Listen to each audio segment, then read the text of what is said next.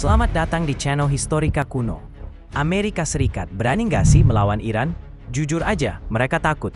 Tapi bukan takut karena Iran kuat sendirian. Yang membuat Amerika gentar adalah bayang-bayang dua kekuatan besar yang berdiri di belakang Iran. Cina dan Rusia. Kalau AS turun tangan langsung, mereka tahu konsekuensinya bisa sangat besar, perang jangka panjang, dan bahkan bisa memicu konflik global. Bayangkan, jika Amerika terlibat penuh, apakah Rusia akan ambil kesempatan untuk merebut Ukraina? Apakah Cina akan bergerak atas Taiwan? AS tentu mempertimbangkan semua itu. Beberapa hari lalu, AS sempat mengancam akan bertindak terhadap Iran pada akhir pekan ini. Tapi pada 20 Juni, nada mereka berubah total. Sekarang mereka bilang baru akan memutuskan dalam 2 minggu ke depan. Kenapa ragu-ragu? Karena ada 5 alasan besar yang membuat Washington berpikir ribuan kali. Pertama, sinyal keras dari Cina dan Rusia. Dua negara ini kompak memperingatkan bahwa konflik Israel-Iran harus dihentikan. Mereka menyatakan eskalasi ini merugikan semua pihak. Iran adalah mitra strategis utama mereka di Timur Tengah dan sekutu dekat Rusia.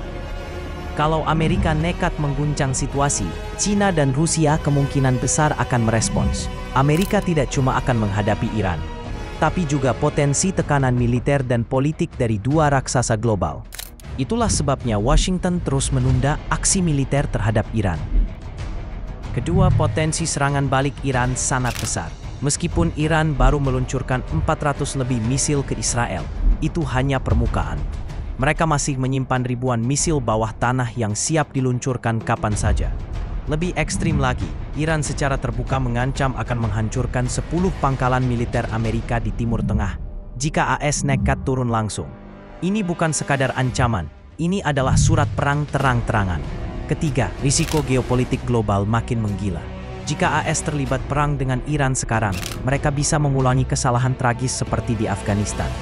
Kekhawatiran terbesar mereka, apa yang akan dilakukan Rusia, apa yang akan dilakukan Cina, dan bagaimana jika pengaruh AS di Asia Pasifik hancur sebagai akibatnya. Dengan front terbuka di Timur Tengah, pertahanan AS bisa bocor di banyak titik. Keempat, krisis dalam negeri Amerika sendiri belum selesai. LA sedang kacau karena masalah imigrasi. Perang dagang memicu ketegangan global. Utang nasional sudah tembus 36 triliun ibarat bom waktu. Sektor manufaktur melemah, dan konflik internal terus memanas. Dengan semua masalah ini, kalau mereka gegabah menyerang Iran, bukankah itu seperti menggali kubur sendiri?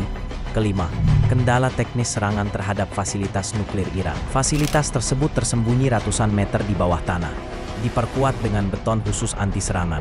Bahkan bom penembus terdalam Amerika Serikat, GBU-57, hanya bisa menembus sekitar 60 meter beton bertulang atau 40 meter batuan keras. Sementara fasilitas Iran dikabarkan berada lebih dari 100 meter di bawah permukaan. Artinya, tidak ada jaminan akan hancur total. Donald Trump memang bilang keputusan akan diambil dalam 2 minggu. Tapi kalau kita jujur melihat situasinya, Amerika tidak akan langsung berperang. Kondisi sekarang jauh berbeda. Taruhannya terlalu besar. Sedikit langkah ceroboh akibatnya bisa fatal.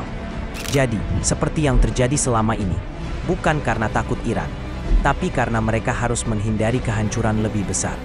Mungkin saja AS akan melancarkan serangan udara terbatas, hanya untuk jaga muka di mata dunia. Tapi perang skala penuh, sangat kecil kemungkinan. Pada akhirnya, Amerika lebih memilih perang proksi, memberi